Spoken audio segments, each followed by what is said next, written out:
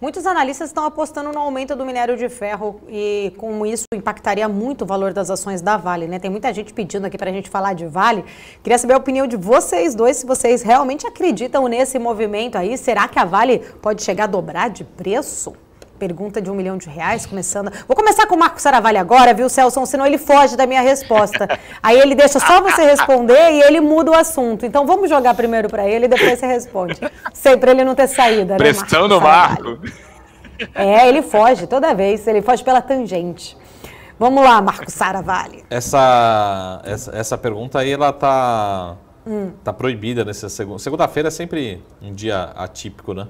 Uhum. Mas... Ah lá, ele fugindo. Mas o que a gente responde é o seguinte, pergunta bem direta, resposta sim. E a dúvida é só quando, né? Quando vai acontecer isso? Pode ser alguns meses, pode ser alguns anos, né? Mas com certeza, olhando para...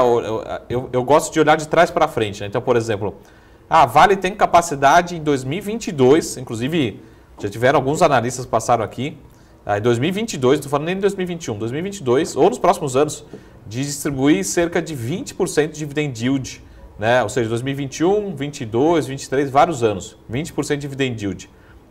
Tem alguma coisa errada nisso, né?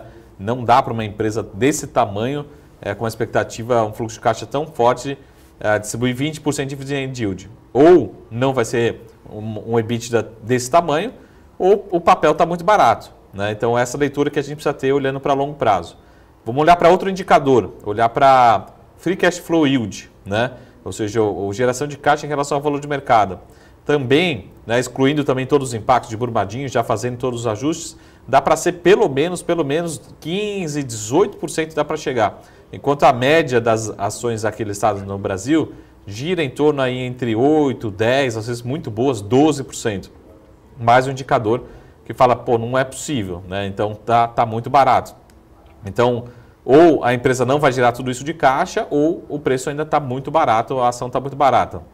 Mais um indicador, por exemplo, a alavancagem, né, da Vale, ela tende a zero, né? Ou seja, a dívida líquida, né, no longo prazo, já nos próximos trimestres, ela tende a ficar com caixa negativo, ou seja, vai ter dívida, mas ela vai ter mais caixa do que dívida. Então, realmente você tem que dar um prêmio para uma empresa como essa. Então, tem uma soma de fatores. E lembrando também que os analistas da média estão começando a revisar suas projeções com o minério de ferro que acabou de bater hoje, nessa madrugada, $160, né? Se tem algum analista ainda achando que vai ser 80, 90, $100, está muito para trás, né, com as projeções. Então a gente vai ter revisões para cima. Dobrar de tamanho, eu acho que é uma possibilidade, talvez não é um cenário base, teria que acreditar num minério de ferro se sustentando num patamar muito mais forte, que não deve acontecer, mas é um cenário possível, tá? A minha opinião é que talvez não seja tão provável assim, mas é um cenário possível da companhia dobrar, talvez em alguns poucos anos. Acho que é possível sim acontecer, mas depende de um cenário um pouco mais otimista. Mas o cenário base é que ainda tem muito potencial. Eu acho que Paula, essa aqui é para uma segunda-feira deixar registrado assim, é bem difícil, bem raro esse momento, né? Ah, tá bom. Pelo menos ele não fugiu, né? Agora vamos ao Celso, sua opinião, Celso, sobre isso.